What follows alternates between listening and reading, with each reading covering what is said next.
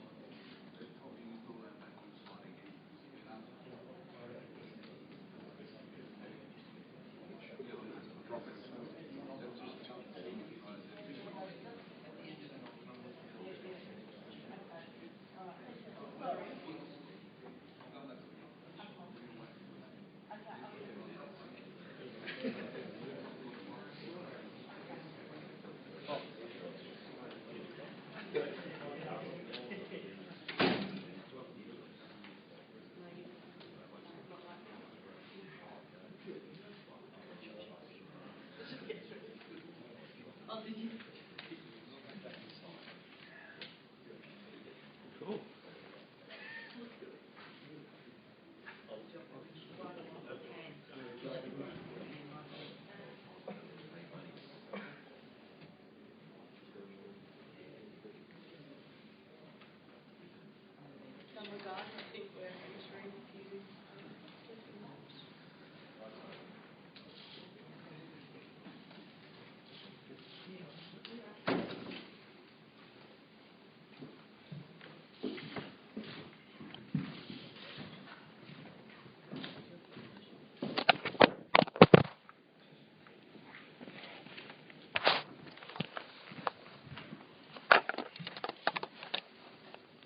Setting up there, CEO Long Dorsey on your right, Mark Evans is joining him up there.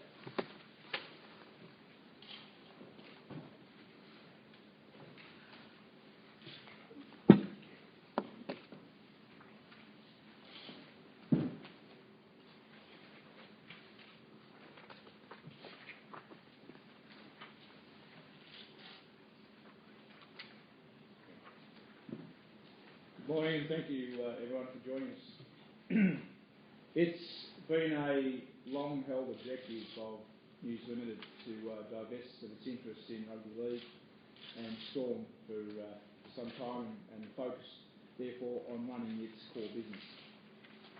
Part of that strategy was to hand over the game to the ARL Commission in 2012, which it's now completed successfully. And the next step was to exit Melbourne Storm at a time when it was felt that the club could sustain itself independently, and we had the appropriate buyer at the table. Today, the club is in its best position in its history. The rebuilding of the club has been remarkable, and over and above our financial and our brand recovery, we've won the 2011 minor premiership, last year's premiership and World Club Championship, the challenge. And we've been able to do that because of the players, football department, the coaches, and the administration too. The club is now in the best position in its history, and it's able to stand on its own 2 feet. So after substantial due diligence, News is very confident then of being able to take Melbourne Storm to the market with a secure future. And in doing so, we felt confident we would attract the right interested parties, and as of last night, News Limited completed the divestment of Melbourne Storm to Holding MS Australia, which is made up of a consortium of internationally experienced business people who have come together under Bart Campbell to acquire the club. Therefore, effective immediately, Chairman Stephen Rue and the board handed over control to Bart Campbell, Chairman of Holding MS Australia, and effective also immediately I stand down as CEO and hand over Melbourne Storm to Mark Evans. Welcome. Thank you. Given that it's now complete and this process is perfectly normal in this environment that this change of control takes place. So whilst it's sad for me personally, for the club it's a magnificent day. It's a substantial moment in its history, and we're delighted with what's occurred and looking forward to the exciting future that the Melbourne Storm has as an organisation and a club. Happy to take questions. Who else is in the consortium? Business people. Sorry? Who else is in the consortium? As I think we made clear, we're not.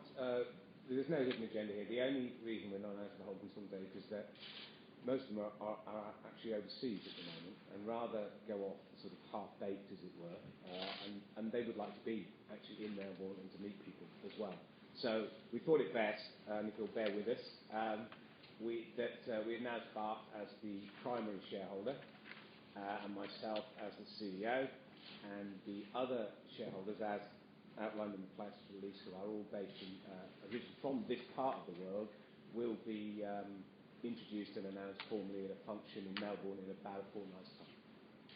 There's a couple of names that have been bandied around, Matt Cooper and Jerry Lyons, for example. I'm not going to comment on that, as you've probably guessed that from my last reply, but that's speculation, basically. Mark, what initially raised the group's interest in Storm? The fundamentals of the business, really.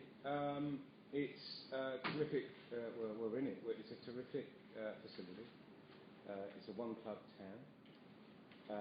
I think if you look at the trend numbers, and one must take a great deal of credit for this, the trending numbers on its memberships and average crowd numbers, which are absolutely key to any sports organisation, are moving in the right direction. And last but by no means least, the playing side is world class. So therefore, albeit we recognise that growing a club in an area which is not, if you like, one of its traditional sort of heartlands, is very demanding and very challenging, and always will be. That's true anywhere in the world. We think that the previous 15 years has been an incredible achievement and needs due recognition, and we do give it that, hopefully. But that there's still more opportunities going forward, and hopefully, without sort of being overly arrogant or shouting it from the rooftops, this is not really the style that we're looking for. We like to think that over a period of time that we will be able to help to take it up another level from where it is at the moment. Mark, I know it's only that you consider you've got the takeover at the moment, but have you already got an idea as to some of the goals that your organisation would like to complete for this growth? Yeah, I mean, over I don't need to change it, but over say a 5-year period, we would like to get this organisation to a certainly self-funding and viable financially, without seeing any deterioration in its playing performance on the field. That's the aim. It's not complicated. It's not easy, but we think it's doable.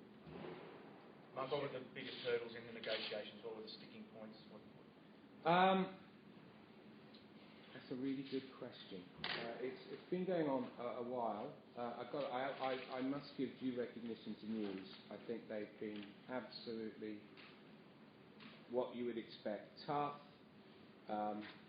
support their corner, but straight and honest and easy to communicate with. I think that both sides have taken quite a long time to come to this agreement, and I think that's a good thing rather than a bad thing. We've spent a lot of time looking over and perhaps making an excessive number of demands for information. I'm sure if I'd been the other side of the aisle, I probably would have said that. At the same time, News were quite clearly from the outset not going to divest themselves of the Storm any old how. So to say there were sticking points, that's probably the wrong way to describe it. I think it was more a very, very thorough process. Well, it's been an amazing time under your reign as well. Obviously, the 2011 Minor Premiership, 2012 Premiership, the World Cup Challenge. It must be a sad day for you personally. Oh, absolutely. I knew when I took the job that this day was inevitable. The job was very, very clearly positioned to me that News Limited wanted somewhere between 3 and more likely 5 years to restore the brand to a point where it could attract a suitor like the consortium that had just come to the table. The reality is today, 21st, it's actually been 2 years and 10 months, and not only have we restored the brand, but it's in its best place. And as I said before, it's because of the club, inside and outside, the supporter base. You look at every metric now, we're at record levels, and you take a lot of pride in that. So, as I said to the players and I spoke to them, stepping down isn't what I wanted to see happen, but I knew would happen, because that's what happens in these acquisitions. I've done these before. But having said that, I do so with a great deal of pride in what the team has achieved through that. It's been a team effort, and we'll stay on as Melbourne Storm members, because we want to see what this group now is capable of doing. We know full well that they'll take this to a place where really I wasn't overtaken to the next step anyway. So under the way that we structured, so really delighted with the fact that we've been able to get to this day and achieve what it is that we set out to achieve when I joined. Mark, would you say that the consortium is in it for its own sake, or would you say it's a commercial enterprise that they might be looking to on-sell somewhere down the track to someone else? Well, any sports club, you're only a custodian, aren't you? You know, it's not as if it's not like a lot of other business acquisitions where you're looking for an exit from the minute you take it over. That's not the case. If you're fortunate enough and privileged enough to be able to give them the chance to be the custodian of a sports club for a particular length of time, then that's what it is, and that's valuable in its own right. It will remain privately owned for the foreseeable future. Who knows what might happen down the line? I mean, we're not really thinking about that, to be quite frank. Given the state of the club that Ron's spoken about, do you envision making drastic changes on the field to get that? I've learned over the years not to make too many bold statements when you take over a new job, and I think I might give that one a swerve, if you don't mind. But certainly, it would be hard to imagine how you can make fundamental changes to the playing side of the business. You always want to get better, and with the record of Storm having recent seasons, it's a question, and I don't minimise that either. Sustaining success is in some cases even more difficult than getting to the top of the tree in the first place. Off the field, well, they're going in the right direction, and hopefully we can continue that and perhaps bring in some things that might aid that process. But it's way too early to say, and it would be ridiculous for me to start sitting up here and start shouting yards. Mark, were you here last night at the game? Yes. And if so, have you now got the purple pride in your veins? Well, I've actually, it's my third game. I was at the West game and I was at the Warriors game. The perfect quiet in your veins now? I've got to say, it's been a while.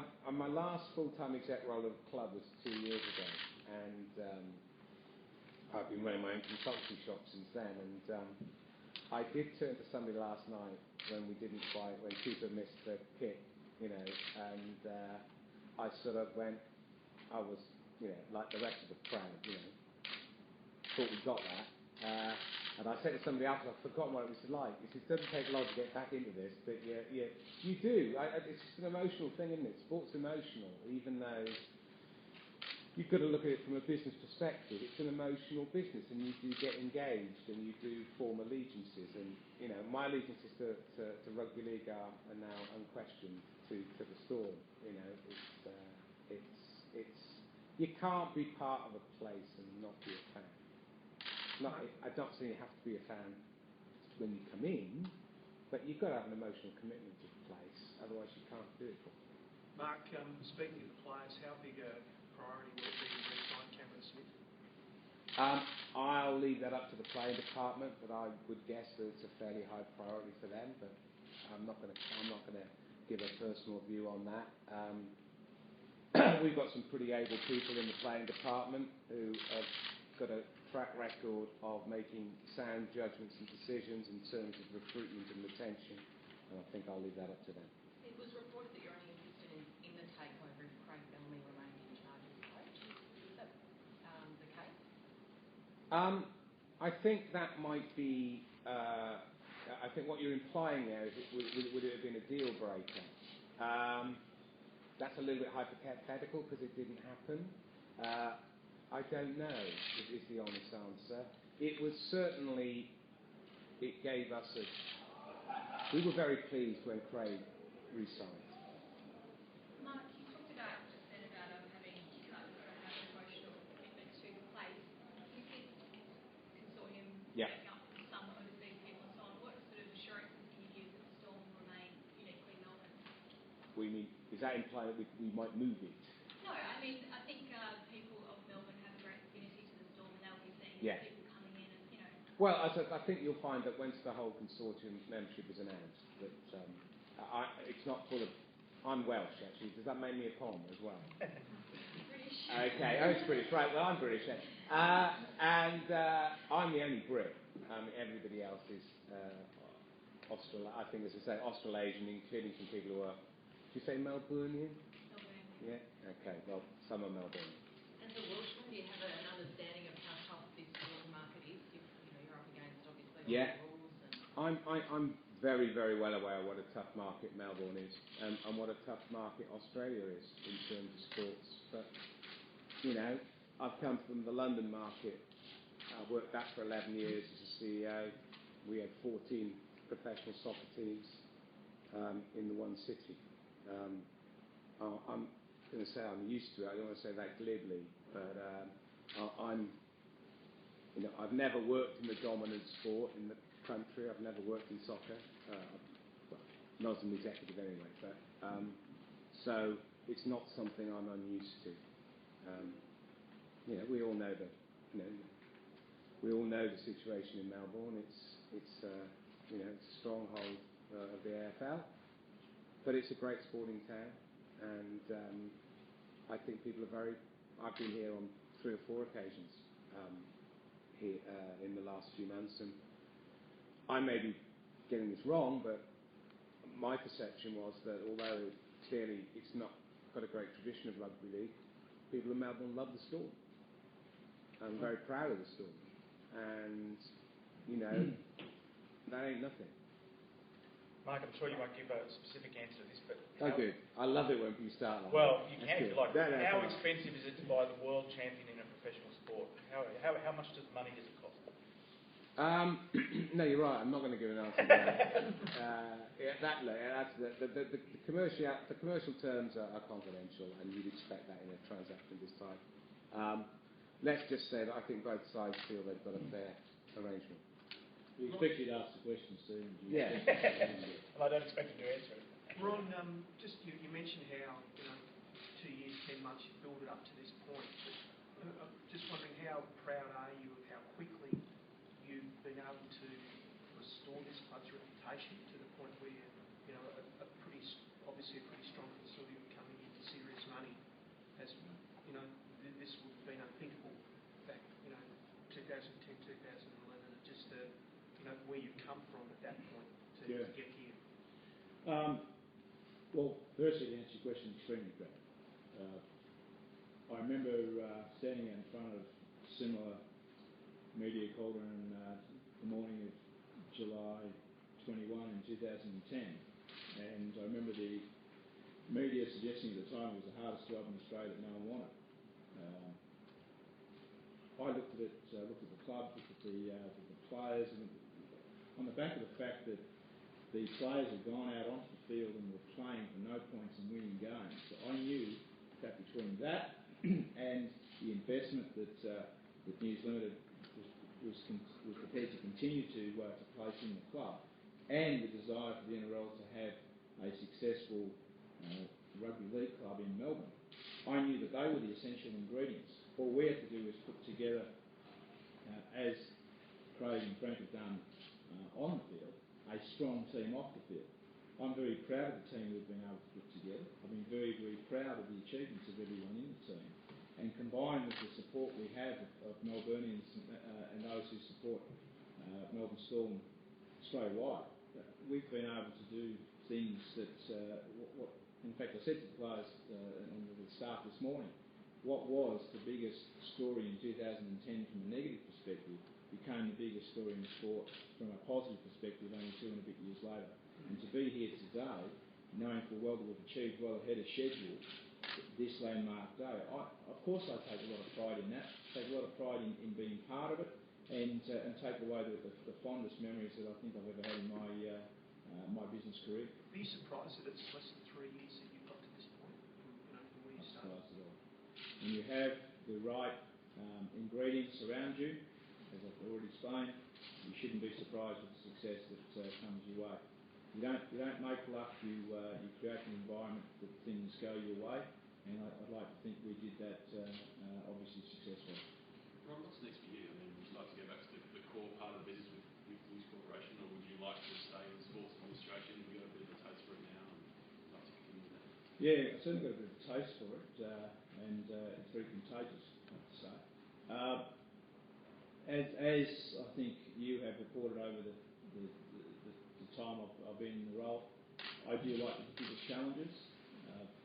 It's been challenging in itself that I haven't, whilst this has been going on for a long time, I haven't been able to explore the marketplace just in case someone put 2 and 2 together and got a sale out of it. So right now, what I do want to do is spend more time with the family because they've been extremely supportive, because it has been a full-time plus job.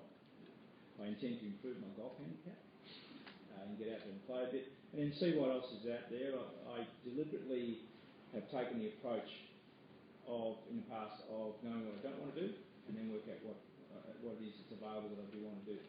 By doing that, I've ended up in this place. I've ended up in Melbourne Storm to have one of the most magnificent experiences anyone could possibly have by keeping an open mind. So I haven't decided what it is that I'd like to do.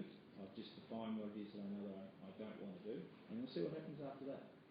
Mark, how long until the club can break even financially?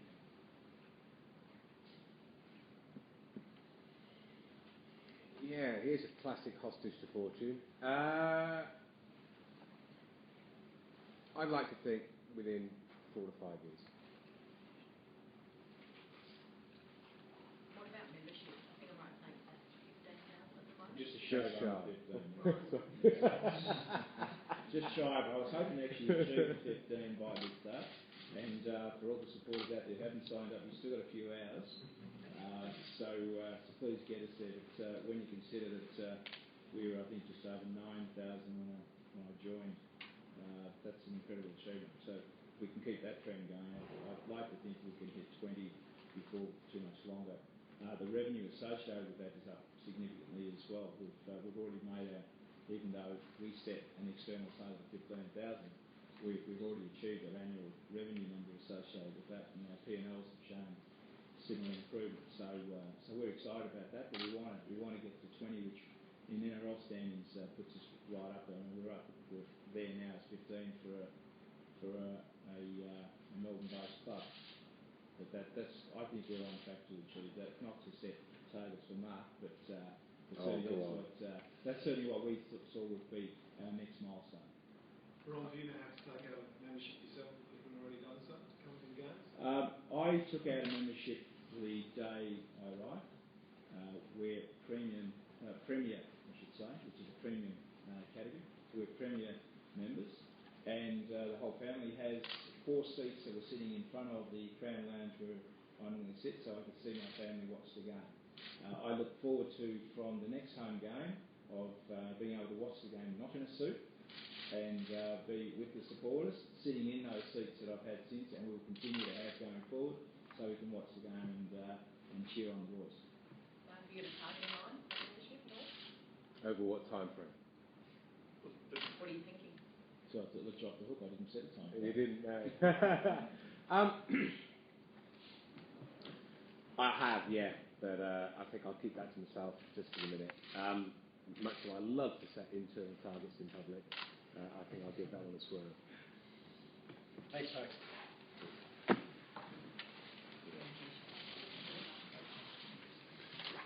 Mark, no? Stand up, Yeah, sure.